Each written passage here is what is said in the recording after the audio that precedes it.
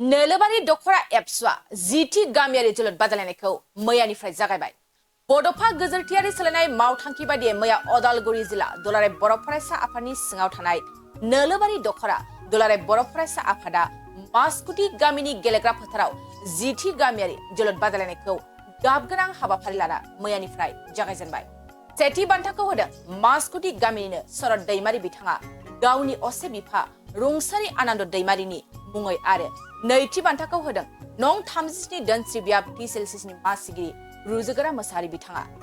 खेलाखौ जागायजेननायनि सिगां मुंख्लंफोरनो बिबार बावजेनो नैथि बान्था होगिरि रुजुगोरा मोसाहारि एबा नं 37 नं दोनस्रि ब्लक कमिटि टिसिएलसिनि मासिगिरि रुजुगोरा मोसाहारि बिथाङा। खेलाखौ बेखेवना होयो मिरु एप्सनि नेहाथारि आनन्द दैमारि बिथाङा। खौरांनि गेजेरजों मा बुंखो बिथांमोना आबुङै मिथिना लानि फै।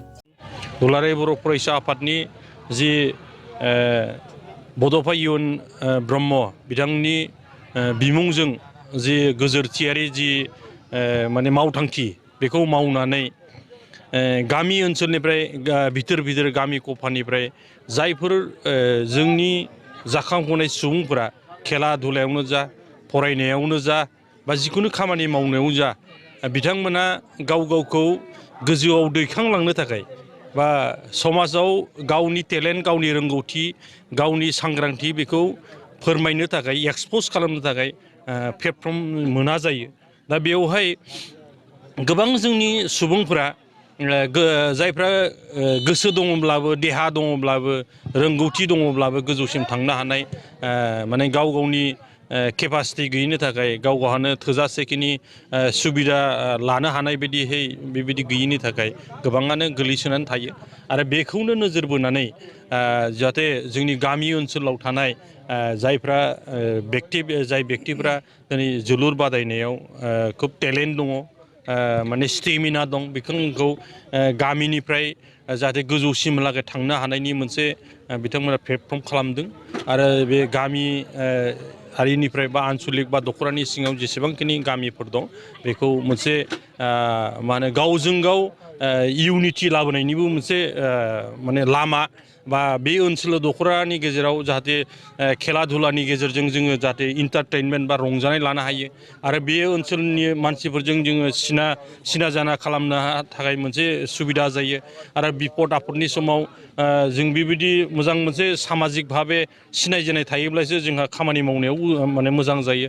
जिहेतु जोङो हारि हिसाबै मोनसे सामाजिक जोङो नेमखान्थिनि गेजेरजों थानाय हिसाबै जिखि धोरोमानो थाया मानो जों हारि हिसाबै जिहेतु बर' दा बेखौ माने मोनसे लाबोनो थाखाय सांग्रांथि लाबोनो थाखाय बेखिनिखौ बिथांमोना मावनायनि थाखाय थांनाय 10 बोसोराव बिदि मावलांबाय दख'रा फरायसा आफादा।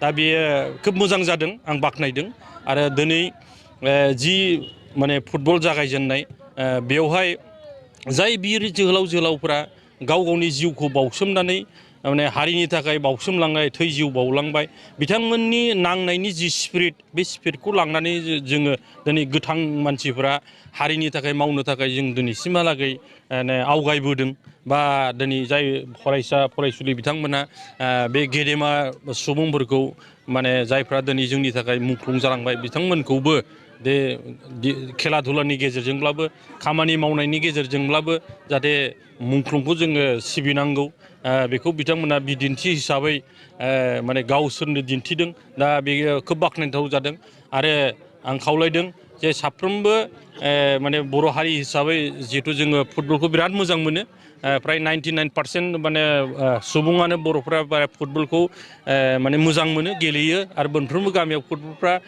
माने जायगा मोनोखाय गेलेयोखाय बेखौ माने दुलाराय बर' फरायसा आफाद बिथांमोनाबो सायख'नानै लादों आरो दिनैनि बे गोथार सानाव जि मुंख्लं बावजेनबाय बे बावजेननाय हाबाफारियाव आङो बाहागो लानो मोननानै रोजा साबायखर होबाय आरो दुलाराय बर' फरायसा आफादनि जि माने गामियारि जि जोलुर बादायलायनाय बेवहाय फ्राय गामिनि मानसिफ्रा दख'रानि मानसिफ्रा बेयाव हेफाजाब होदों बिथांमोननिसिम आं साबायखर होदों आरो फैबाय थानाय दिनफोराव जाहाथे दुलाराय बर' फरायसा आफादा बेबायदिनो खामानि मावलांबाय थानो हाथों आं बेखिनिखौ आसा खालामदों आरो जेसे हायो सामाजिक माने जायफ्रा व्यक्ति बिथांमोनाबो हेफाजाब होगोन बेखौ आं आसा खालामदों। नोलोबारि दख'रा दुलाराय बर' फरायसा आफादा देग्लाय जिथि जे इंटार भिलेज फुटबल टुर्नामेन्ट बेखौ नैबे मासकुटि गामि आफादनि गेलेग्रा फोथाराव दिनैनिफ्राय जागायजेनदों। दा बेखाय आङो दुलाराय बर' फरायसा आफादनिफ्राय जोबोद बिथांमोननो साबायखर बावदों। दुलाराय बर' फरायसा आफादनि जि थांखि बड'फा मिशन सास्टेनेबल चेन्ज बेनि जोहै जि गामियारि ओनसोलफोराव थानाय जोंनि लाइमोन सेंग्रा सिख्लाफोरखौ मोनसे स्किल गोनां गुन गोनां मानसि हिसाबै खालामनो थाखाय जि हाबाफारि लादों बे हाबाफारिनि मोनसे बिथांखि हिसाबै मावफारि हिसाबै दिनै नोलोबारि दख'रा दुलाराय बर' फरायसा आफादा दिनै बे जोलुर बादायलायनायखौ देग्लाय नैबेयाव दिनैनिफ्राय होनाय जादों। दा बेवहाय जोंनि नोलोबारि दख'रा दुलाराय बर' फरायसा आफादनि गामि मोनफ्रोमबो गामिया जिहेतुके बेयाव बाहागो लानानै बोसोराव खनसे गावनि जि रोंगौथि बे रोंगौथिखौ मोनसे बिनि गेजेरजों आरोबाव मोजांसिन बनायनो हानाय मोनसे जि स्कप बे स्कपखौ दख'रा दुलाराय बर' फरायसा आफादा दादों। आरो बिनिफ्रायनो जिल्ला लेभेलाव गेलेहैनो हानाय जिल्लानिफ्राय मोनसे मोजां क्लाबाव गेलेनो हानाय बे रोखोमनि मोनसे जिखिनि गेलेगिरिफोर बे गेलेगिरिफ्रा जोनोम जाबोदों जों बेखौ नुबोदों। दा बेनिखायनो बे रोखोमनि हाबाफारिफोरखौ अरायसम थुलुंगा होबोदों जोंनि ओनसोलनि रायजो राजा बिथांमोना आरो गामिनि मोनफ्रोमबो गामि आफादफ्रा बोसोरे बे रोखोमनि खुंनो थाखाय जि मदद आरो हेफाजाब होबोदों बिथांमोनखौबो आङो दुलाराय बर' फरायसा आफादनिफ्राय जोबोद साबायखर जासिदों। दा दख'रा दुलाराय बर' फरायसा आफाद अर्थात नोलोबारि आनसलिक कमिटिया जिखिनि हाबाफारिफोरखौ मावफुंदों बियो बाख्नायथाव जादों। आं बेखिनिखौनो दिनै बेयाव नुजाथिफैनानै जोबोद गोजोननाय मोनदों। मानो होनब्ला गोबां मानसिफ्रा बेयाव नायगिरि हिसाबै बाहागो लाफैदों आरो नायनानैनो गेलेगिरिफोरखौ मोनसे उत्साह होनाय हाबाफारिया बेयाव जादों। दा बेनिखाय आङो दख'रा दुलाराय बर' फरायसा आफादखौ आङो जोबोद आंनिफ्राय हामग्लायनायखौ जासिबाय। मोजां मोनसे बे इनिसियेटिभ जादों आरो फैबाय थानाय समाव बे हाबाफारिखौ लालांबाय थानांगोन।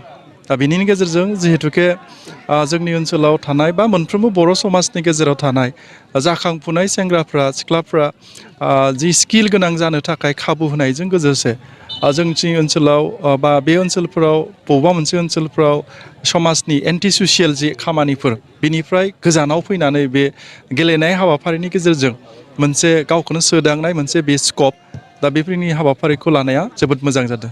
जोङो नैबे मासकुटि गामिनि जि गेलेग्रा फोथाराव 10थि खेबनि थाखाय गामियारि जोलुर जि बादायलायनाय बेखौ जोङो दिनै बे मासकुटि गामिनि जि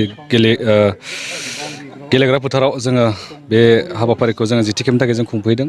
बेवहाय जोंनि बे गामियारि जोलुर बादायलायनाय जे गामियारि जोलुर बादायलायनाय हाबाफारि बेखौ जोङो गासै 10थि बार जों खुंबोबाय आरो बेनि गुबै थांखियानो जाहैबाय जोंनि दिनै गोबां जायगाफोराव दिनै इन्टार भिलेज जे फुटबल बेखौ जोङो होनाय बारा जों नुबोआ। जेरावबो जोङो नुयो जे इन्टार क्लाब फुटबल टुर्नामेन्ट बेफोरबायदि जों होबोबाय थानाय जों नुयो। बेनिखायनो जोङो दिनै जोंनि बर' लाइमोनफ्रा जाहाथे बेबायदिनो खायफा फिसा गामिफोरा बेबायदि इन्टार क्लाब फुटबल टुर्नामेन्टफ्राव बिदि थांनानै बिदि बाहागो लाहैनो हाया बेखौनो जों नोजोर बोनानै बै समनिफ्राय जोङो दासिम जाहाथे बे फिसा गामिफोरनि जि गेलेगिरि बिथांमोनाबो बे इन्टार भिलेज फुटबल टुर्नामेन्टआवहाय गेलेनानै गावखौ सिनायथि होनो हाथों बेखौनो जोङो नोजोर बोनानै दासिम जोङो बे खेलाखौ होबाय थादों।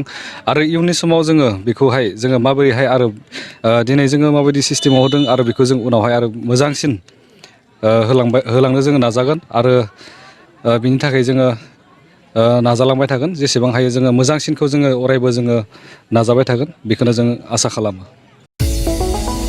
चिराङाव सावस्रि सिबिथायनि थाखाय मोनसे मोजां फाहामथायनि राहाखौ लानानै फैदों एसटि क्लिनिकआ।